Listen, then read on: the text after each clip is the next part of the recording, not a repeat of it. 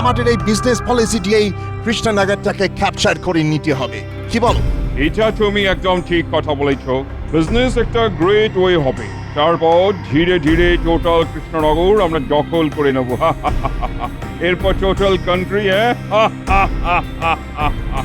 Exactly তাই। মানুষের বেঁচে থাকার জন্য ফুড খেতেই হবে। এখানকার মানুষ সব থেকে বেশি যে ফুডটা খায় সেটা হলো রাইস। তাই আমাদের একটা স্পেশাল চাল চালতে হবে। ইয়েস ইয়েস, চাল চলতে হবে, চাল।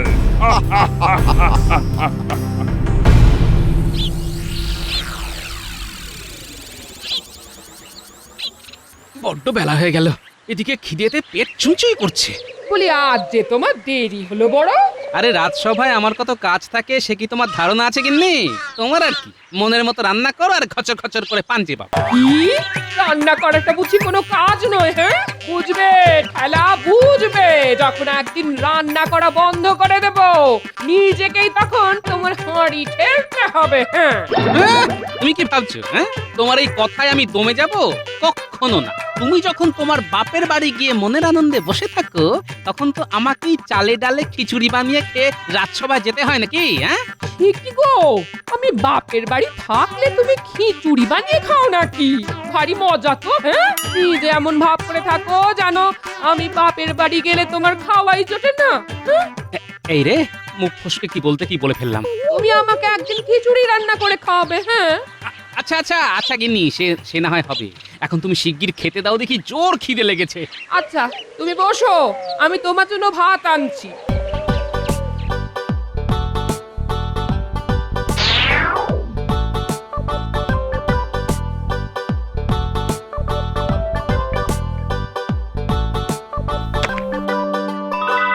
বলি নাওয়া কি ছেড়ে দিয়েছো নাকি?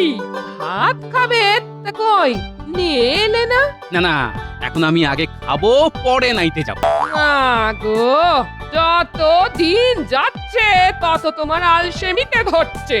জন্মে শুনিনি বাপু কেউ খেয়ে দে চান করতে যায়। তোমার সবকিছুই কিরকম উল্টো রকম হয়ে যাচ্ছে। হ্যাঁ, সব সোজা আছে গিন্নি, তুমি এখন চুপ করলে আমি একটু শান্তিতে খেতে পারি। সে আমি জানি গো, জানি। আমার কোনো কথা তোমার ভালো লাগে না। ও কি হলো গো, এই তোমার চোয়াল আটকে গেল নাকি? হ্যাঁ, সর্বনাশ। এই এক্ষুনি গুলটেনে আপনাকে ডেকে তোমার চোয়ালে ঘুষি মারতে হবে দেখছি। এই কি হলো বলো দেখি। কি গো, কিছু বলো। পেটে যখন খিদের জ্বালা আমার গিন্নি তখন আমাকে পাথর খেতে দেয়। ওরে বাবারে, দাঁতগুলো গেল মনে হয়। বলি তুমি কি আজকাল পাথর দিয়ে রান্না করছো নাকি? ও বাবা! মরণ, দাঁড়াও দেখাচ্ছি। কি আবার দেখাবে? কি আবার দেখাবে? সেরেছে। এ কি, আরো পাথর নিয়ে এসে মাথায় ভাঙবে নাকি? শিলনোড়া আনতে গেল না তো? এই দেখেছো, চাল ভর্তি কাঁকড়। এখন তুমি বাজার থেকে পাথর মেশানো চাল নিয়ে এলে আমি কি করবো? হ্যাঁ, কি অবস্থা? বাজারে এখন পাথর মেশানো চাল দিচ্ছে? চাল যখন তোমায় দোকানি দেয় তখন একটু ভালো করে লক্ষ্য করো না নাকি? হ্যাঁ, নাকি খালি এই দোকানি যা খুশি দিক তুমি তোমার মহান ওই রাজকর্ম নিয়ে এই চিন্তা ভাবনা করতে থাকো? হ্যাঁ, না, দোকানি তো বিশ্বস্ত, তবে বেটাকে ধরতে হবে। কি জানি বাপু, আজকে পাথর দিচ্ছে, কালকে চালের বদলে আস্ত ইট দিয়ে দেবে। হ্যাঁ, তুমি চুপ করো তো। ইট নিয়ে এলে আমার মাথায় ভেঙো, হয়েছে?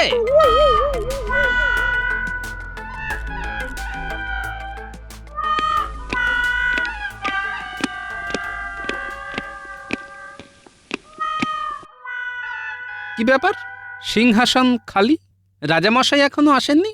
কি ব্যাপার, সবাই চুপ কেন? আচ্ছা, গুরুতর কিছু হয়েছে নাকি? না না, আমরা ভেবেছিলাম তুমি হয়তো জানো, এখন দেখছি তুমিও কিছু জানো না। আরে গোপাল কি করে জানবে? আমি রাজামশাইয়ের সব থেকে কাছে এবং নিজের লোক, আমি জানি না মহারাজের কি হয়েছে? হ্যাঁ, মন্ত্রী মশাই, আপনি এত কাছের লোক হয়েও খবরটুকু পর্যন্ত নেননি যে মহারাজের কি হয়েছে? আমার তো মনে পড়ে না মহারাজ কবে এত দেরি করে রাজসভায় এসেছেন। তুমি কতটুকু জানো হে? ওই তো মহারাজ,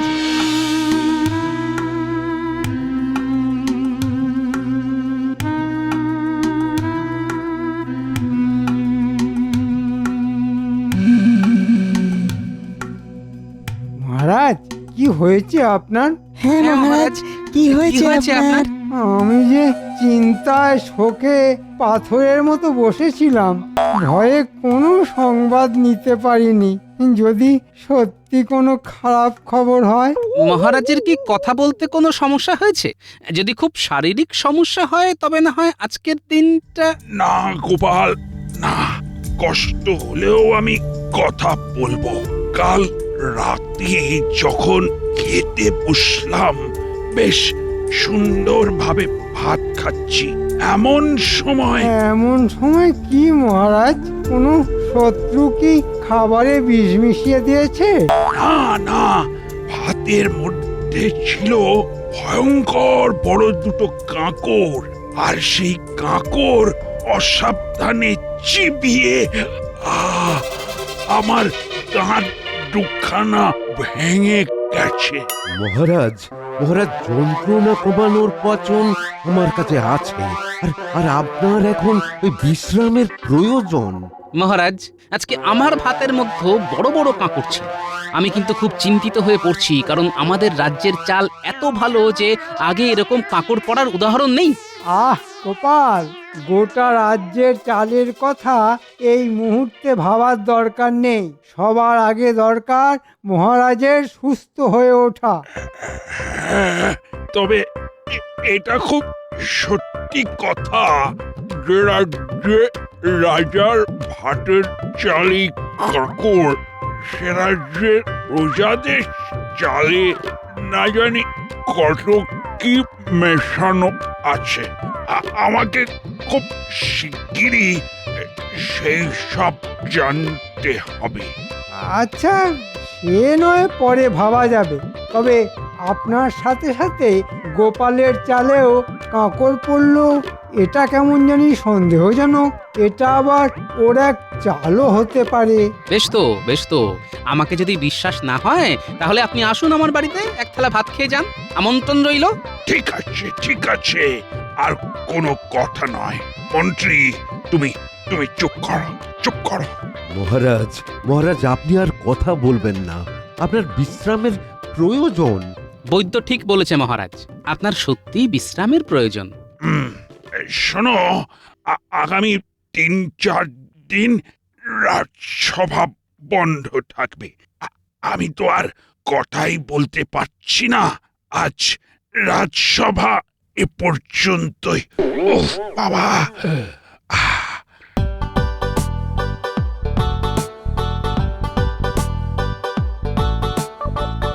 এই বলি কি এত চিন্তা করছো? তোমাকে বলেছি না, বাড়ি আসার পর রাজসভার কাজের কোনো চিন্তা করবে না। সে তো ঠিক আছে, কিন্তু এবারে একটু অন্য কথা ভাবছি গিন্নি। আসলে রাজসভা আগামী 3-4 দিন বন্ধ থাকবে। এ কি গো, আর আবার কি হলো? কাঁকড়ে কামড় দিয়ে মহারাজের দুটো দাঁত একদম ভেঙে গেছে, যার ফলে উনি কথাই ভালোভাবে বলতে পারছেন না। মহারাজও কাঁকুরছি বলেন? যাই হোক, কি আর করা যাবে বলো। এই শোনো না, আমার মাথায় না একটা বুদ্ধি এসেছে। তোমার মাথায় তাহলে বুদ্ধি এলো শেষমেশ?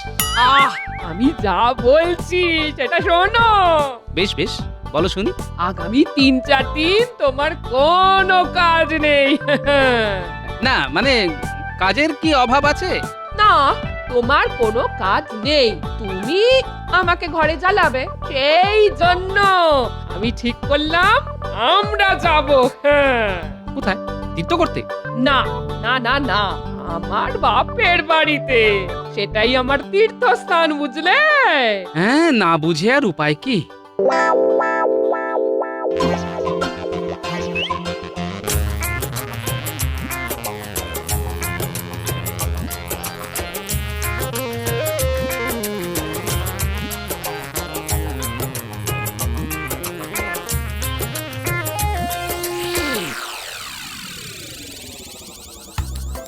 খাও বাবা জীবন, ভালো করে খাও, তোমার তো দেখাই পাওয়া যায় না।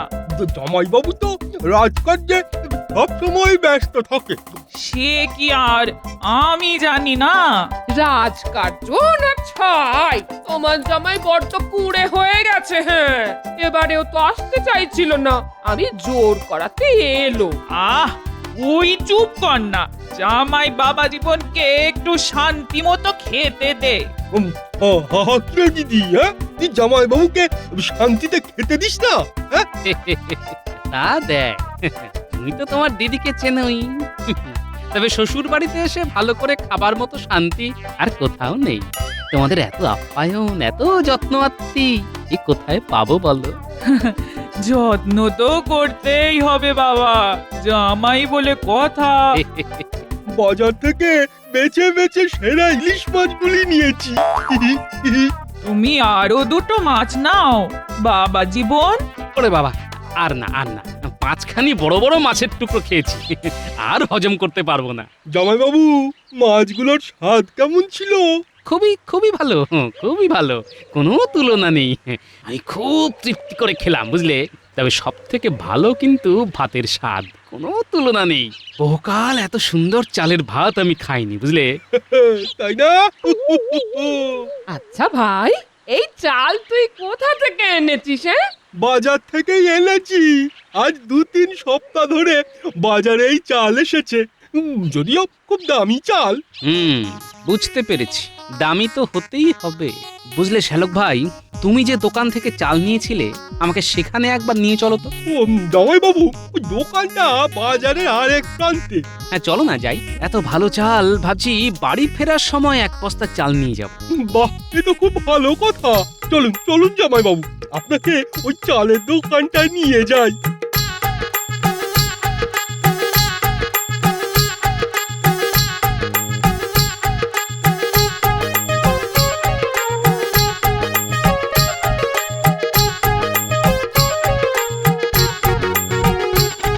আরে আসুন আসুন আসুন আসুন আসুন। কাল ভাত কেমন খেয়েছেন? চাল ভালো ছিল তো? চাল আপনার অতি উত্তম। ইনি হলেন আমার জামাই বাবু। আপনার দেওয়া চালের ভাত খেয়ে উনি খুব খুশি হয়েছেন। হতেই হবে, হতেই হবে। এই চাল সবারই খুব পছন্দ হচ্ছে। মশাইয়ের থাকা হয় কোথায়? আমি কৃষ্ণনগরেই থাকি। বেশ বেশ বেশ। আপনার এই চাল আমার খুব ভালো লাগে, যার জন্য আমি ভাবছিলাম ফিরে যাওয়ার আগে আপনার থেকে এক বস্তা চাল নিয়ে যাব। বাহ বাহ বাহ বাহ। আচ্ছা, আপনার এই চালের দাম কত? আগে যে চাল অমূল্য, তার কি ওই সামান্য দাম আপনি দিতে পারবেন না? হ্যাঁ, সেই সামান্য দামটাই তো শুনতে চাইছি। আমার এই চাল বস্তা হচ্ছে 16 আনা। হ্যাঁ, দামটা একটু বেশি বটে। আগে 16 আনা খাঁটি চালের দাম যে 16 আনাই হবে। সে বেশ বেশ বেশ, আমি পরশু যাবার আগে নিয়ে যাব। তবে এটাও ভাবছি যে কৃষ্ণনগরে এই চাল তো আর পাবো না। না না না, নিশ্চয়ই পাবেন। তবে আপনাকে আমার মহাজনের সাথে কথা বলে চাল নিতে হবে। আচ্ছা, আপনার মহাজনকে? তাকে তো আমি চিনি না। আপনি যদি তার নাম ঠিকানা দেন তবে খুব ভালো হয়। সবাইকে তো দিতে পারি না। তবে আপনার শ্যালক বাবু আমার রোজগার খরিদ্দার, আর আপনি হলেন তার জামাই বাবু। আপনাকে না দিলে তো মহা পাপ হবে। সে আমি জানি। একটু একটু একটু অপেক্ষা করুন। হ্যাঁ, এই যে ইংরেজ বণিক, এই ঠিকানায় গেলেই তার দেখা পাবেন। তাকে বলবেন আমার কথা, বলবেন আমি পাঠিয়েছি। ব্যাস ব্যাস, তারপরে আর কোনো সমস্যা হবে না। আপনাকে অনেক ধন্যবাদ। পরশু তাহলে চালটা নিয়ে যেতে ভুলবেন না কিন্তু। না না, কখনোই নয়।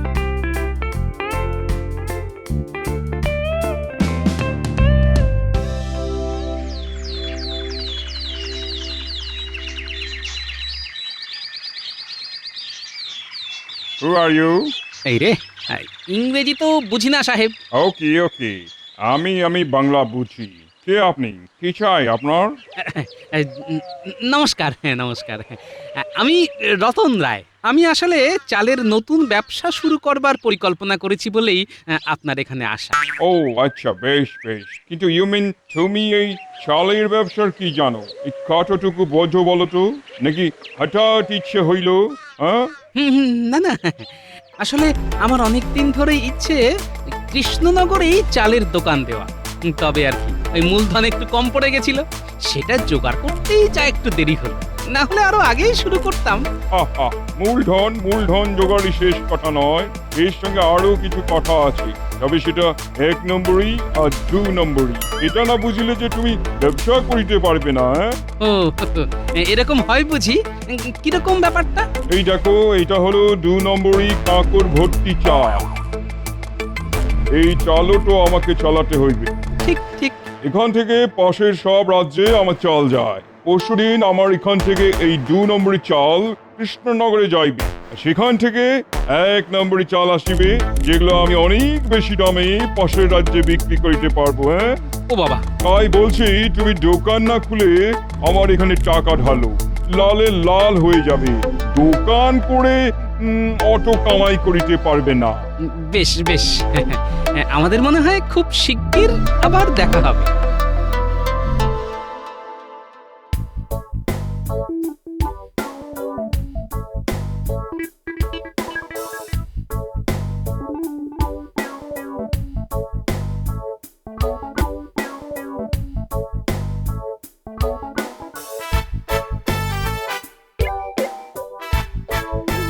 ওকে ওকে। এর মানে কি গোপাল? কার কথা বলছো তুমি?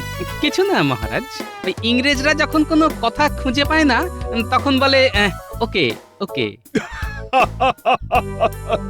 তাহলে মহারাজ, আপনার ব্যথা এখন অনেকটা কম, ফোলাটাও তো অনেক কমে গেছে দেখছি। হ্যাঁ, এখন আর কথা বলতে সমস্যা হচ্ছে না। কাল থেকেই রাজসভা আবার শুরু হবে। এতে খুব ভালো কথা মহারাজ, বৈদ্যের পাঁচনে বেশ কাজ হয়েছে দেখছি। হ্যাঁ, তা হয়েছে, তবে এবার কিন্তু বিজ্ঞানীর পালা। কিরকম মহারাজ? এই বিজ্ঞানীকে আবিষ্কার করতে হবে যে কারো দাঁত ভেঙে গেলে সেই জায়গায় নতুন দাঁত কিভাবে বসাবে। আগে কচি বয়সে দুধের দাঁত পড়ে গেলে নতুন দাঁত ওঠে, এটা সবার জানা, কিন্তু ওই নতুন দাঁত ভেঙে গেলে কি করে আরেকটা দাঁত বসাবে মহারাজ? অন্য কারো দাঁত ভেঙে নিয়ে আসতে হবে বুঝি? গোপাল, ভাগ্যিস তুমি বিজ্ঞানী নও। এটা তুমি বরং বিজ্ঞানীকেই ভাবতে দাও, সে তার ঘরে বসে এটা আবিষ্কার করুক। মানে নকল দাঁত? হ্যাঁ। কিন্তু এই সাথে এটাও ভাবুন মহারাজ, আপনার আমার সবারই এক অবস্থা। কিভাবে? আমার বাড়ির চালের মধ্যেও ছিল প্রচুর কাঁকর, আর একটু হলে চিবোতে গিয়ে আমার দাঁতও ভেঙে যেত। কিন্তু প্রশ্ন হলো, এত খারাপ চাল আসছে কোথা থেকে? কিন্তু মহারাজ, আপনার সাথে আমার খুব গোপনীয় কথা আছে মহারাজ। সকলের সামনে এগুলো বলা যাবে না, তাই আগে ভাগে আপনার সাথে দেখা করতে চলে এসেছি। বেশ, তো কি শুনি?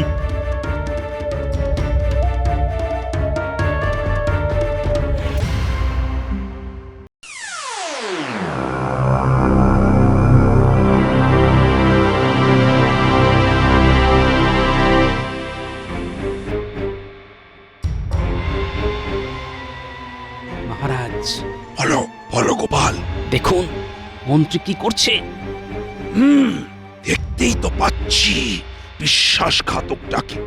আজ বছর শেষ দিন, কে যা শেষ করার আমি করব। মহারাজ, ওই দেখুন ধানের গোলা। কিন্তু আপনি যা ভাবছেন তা কিন্তু নয়। ও, মানে ওটা ধানের গোলা নয়? না মহারাজ, বাইরে থেকে দেখে সবাই ভাববে ওটা ধানের গোলা, কিন্তু ওটায় ভর্তি পাথর। আচ্ছা, বুঝতে পারছি এবার ওদের চালাকি। এই 2 বস্তায় অর্ধেক কাঁকড় ভরো, বাকিটা চাল ভরবে। আর শোনো, যা করছো তা যদি কেউ জানতে পারে তাহলে তোমাদের গর্দান নেব, মনে থাকে যেন।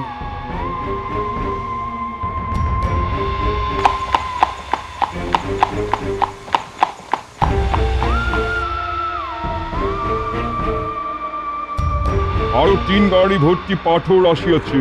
ওগুলো তাড়াতাড়ি গুদামে ঢোকাবার ব্যবস্থা করো। কৃষ্ণনগরের 1 নম্বর চাল এই গাড়িতে পাঠিয়ে দিতে হবে।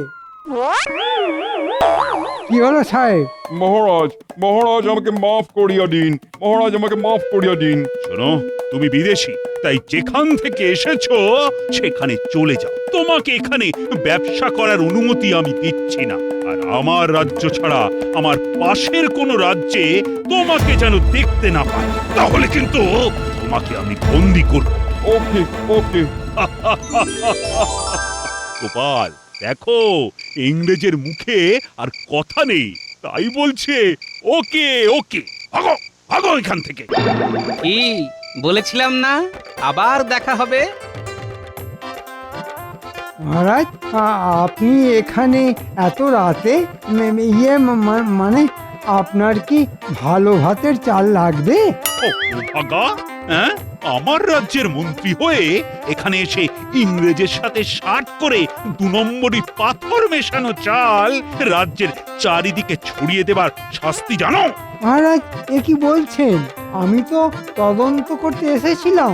এই হলো তোমার তদন্তের নমুনা। পাথর মেশানো চাল খেয়ে আমার দুটো দাঁত ভেঙেছে, আর আজ আমি তোমার সব কটা দাঁত ভাঙবো।